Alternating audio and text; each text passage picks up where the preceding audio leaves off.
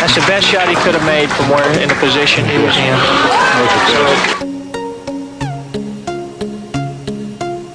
And possibly. And the cue ball's going to stop.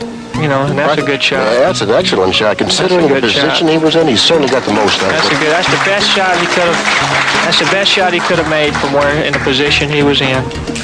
So this shot here, it actually gives him a chance to win the game from here, because this is a tough shot, and I know Efren didn't want this kind of a shot to when he came back to the table.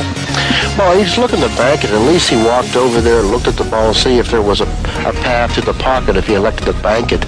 But as thinly as he cuts balls, I don't see how he should. I'd be surprised if he cut it. I think the shot he's going to shoot here, Billy, he's going to spin it with outside and come around this way and shoot it in the right-hand corner, just like, oh, he shot inside. He spinned it with inside. Wow. Spinned it with inside. I mean, it totally fooled me. Well, Efren will fool anybody. That's unbelievable, the shot he's made right there. I can't believe that. What confidence a person must have to do something. Well, the thing about it is, the shot that he just shot, he's so far away from the ball that he has to judge how much that ball's going to spin into the 6, because the ball is going to curve going down. Notice the position of the 7 and the 9.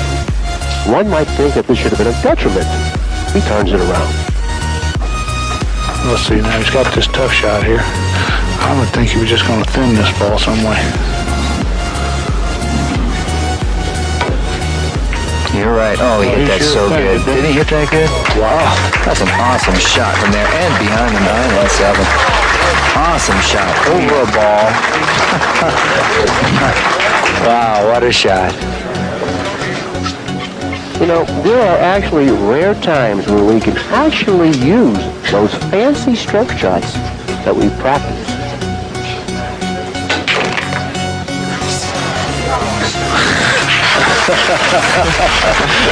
You know, stuff like that would be, you know, it's so entertaining.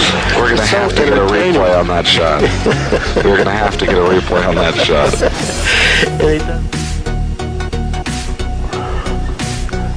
Watch this shot. The people out there in the audience can't see. The cue ball now bending around. A little hook follow. Side cushion. Clearing the 7. Not by much, but by enough, naturally. Ending up in perfect line for the 7.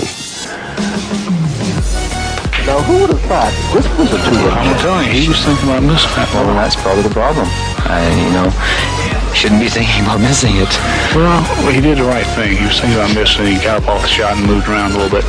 But then he got down. He didn't shoot his natural rhythm. He got down. He took too much time. Instead, he should have got up again.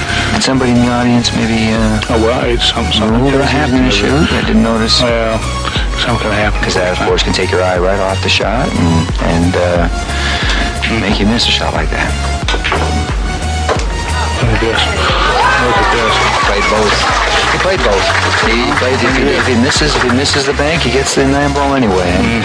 And that's well, Efren knows he's lucky to get a shot here. I mean, not just lucky, but he's very fortunate to get a shot there. Well, whenever Reyes plays, crowds of people gather around in hopes of seeing something that's special.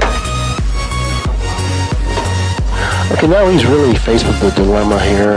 He doesn't have a shot. He doesn't have a safety. He can't push up table because he's going to leave the 2-9 billiard. He can't push down table. He's going to find himself in another bad situation with leaving George an easy hook. There is a possibility that he could push into the area between like the 8 and the right-hand side rail and leave George only the right, our left-hand side of the 2 ball, not allowing him to play the billiard. Exactly. And that's exactly what he's done. He's used his good pool knowledge, like David suggested that he might do, and he pushed it onto a position on the table where the billiard is now not available. Well, and you know, the thing about here, George's decision is he knows that Efren Reyes is obviously the magician when it comes to playing safeties like the one we're getting ready to see. What he would like to do is to bank the 2 to the right of the 9 and go to the side rail between the 6 and the corner pocket, leaving the cue ball on this end rail, using the 9-7 possibly for blockers. But that's very difficult from this position. So, Well, like you said, he's the master of certain how about banking the two straight up table between the 4-7 and leaving the cue ball on the end rail? How about playing the 2 off of the 4, a shot that no one on earth saw except him, and which he also executed perfectly. So that's why he's called the magician, because when you feel that there's no out and there's no option available, he comes up with some kind of a shot, and then you say to yourself, as you scratch your head, think of that. Billy, describe this shot for us. We're going to see a replay as soon as Efren pockets the 9. Describe to the viewers what Efren did on this 2-ball. Well, Efren Reyes pushed out to where he is right now, not allowing Breedlove to accept the shot and make the billiard on the 9. So Breedlove very, very wisely said, Reyes, I don't know what to do here. Let's see what you can come up with. Notice there isn't a safety here. He doesn't have anything that looks like a safety or an offensive shot. So, he evaluated the situation. Look at the cue ball as close to that rail. What can you possibly do here? Let's take a look at this. 2 off of the 4. Boom, off the 4, into the pocket, boom, there it is. Now you see it, now you don't. That is incredible. Now, just like the modern-day one-pocket players have revised the game of one-pocket, Reyes is maybe starting a precedent and saying, this is how straight ball should be played. Anyway, Johnny, even though we got a match angle on the break shot, it was the wrong way to do it, wasn't it? And this ball, you definitely can't hit the high ball. No, He this just punched his. And again, he got saved. Oh, he has the 1 ball, I believe, maybe. He might have the 1 ball. He's smiling. I love this guy. He smiles and laughs. He's got and a personality of a king. Yeah, that he does. Great guy. Sometimes he'll give a maid $100 if she looks a little down and out and so on. He's a class guy. He is a classy ball player. He's very good for the sport. Oh, no question about it. Well, you and I have never been jealous of anybody's ability. The more good players, the better. I love it. I love to see good playing. I love to see good players. And unique, Efren is. You can learn from him. I mean, he has different ways of going about things. He comes from a different country. Bank it across the side. See, I love this. This is aggressive, straight pull.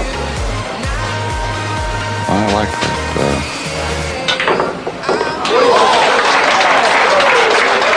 Well, what do you think of that? Well, that may explain in part why he's the #1 9-ball player in the world. Well, that looked like a hanger. What's the deal? Does that explain why relics like you and I are up here doing All I can tell you commentary? is, if I shot that ball, I probably would have had a heart attack.